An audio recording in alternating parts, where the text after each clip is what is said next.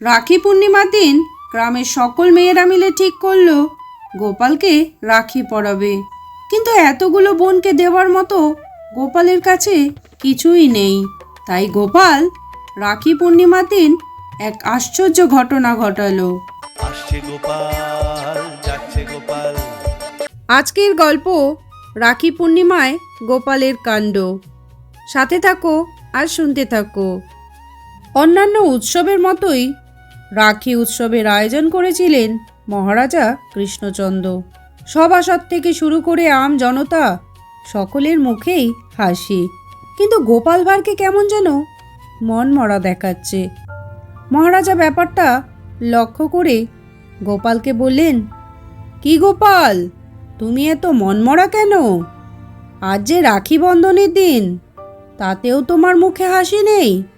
মহারাজ গোপালকে জিজ্ঞাসা করলেন। এদিকে গোপাল মহারাজের সামনে হাত জোড় করে বললে, মহারাজ, হাসি আসবে কি করে? আজ তো রাখির দিন, আর রাখির পরেই তো উপহার দেওয়ার পালা।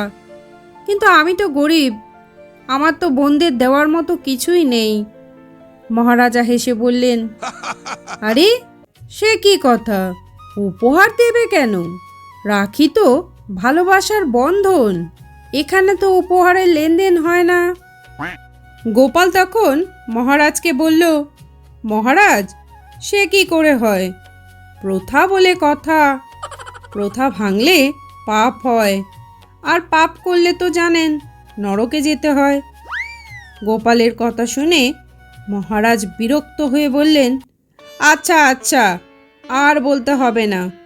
তুমি তোমার বোনেদের জন্য যা পছন্দ হয় রাজভাণ্ডার থেকে নিয়ে যাও। মহারাজের কথা শুনে গোপালের মুখ উজ্জ্বল হয়ে উঠল। সে রাজভাণ্ডারের দিকে ছুটল। ভাণ্ডারে ঢুকে গোপাল যা কাণ্ড করল, তাতে মহারাজের চোখ কপালে উঠল। এদিকে গোপাল রাজভাণ্ডার থেকে হিরে মণি মুক্ত যা পেল তাই একের পর এক বস্তায় ভরতে লাগলো। ভরতে ভরতে গোপাল হাঁপিয়ে উঠল। অবশেষে মহারাজা গোপালকে বললেন, গোপাল, আর কত নেবে তুমি? তুমি তো পুরো ভাণ্ডার খালি করে দেবে দেখছি। গোপাল বলল, মহারাজ, আপনিই তো বললেন যা পছন্দ হয় তা নিয়ে যেতে। তাই তো আমি আমার বোনেদের জন্য যা পছন্দ হচ্ছে তাই নিচ্ছি।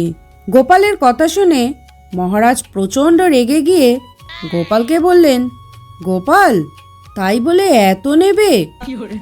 গোপাল তখন হাসতে হাসতে বললে, মহারাজ, আমার তো শুধু একটা বোন নয়, আমার যে আরো অনেক বোন আছে।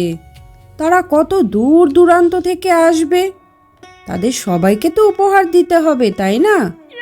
আর তাদের ভালোবাসার মূল্য তো কম নয়। গোপালের কথা শুনে মহারাজা শুধু হো হো করে হাসতে লাগলেন। তিনি গোপালের চালাকি বুঝতে পারলেন। গোপালকে তিনি কিছুই বলতে পারলেন না, কারণ তিনি তো নিজেই গোপালকে বলেছিলেন যা পছন্দ হয় তা নিয়ে যেতে। গোপাল একের পর এক উপহার বস্তায় ভরে খুশি মনে গ্রামের পথ ধরে চলতে লাগলো। আর মহারাজা কৃষ্ণচন্দ্র দূর থেকে দাঁড়িয়ে গোপালের কাণ্ড দেখে তিনি হাসতে লাগলেন। বন্ধুরা, আমার গল্পটি যদি তোমাদের একটুও ভালো লাগে, তাহলে অবশ্যই লাইক, কমেন্ট, শেয়ার এবং সাবস্ক্রাইব করে আমার পাশে থেকো। আর পাশে থাকা বেলটিকে অল করে দিও, তাহলে ভিডিওর নোটিফিকেশন সাথে সাথেই পেয়ে যাবে।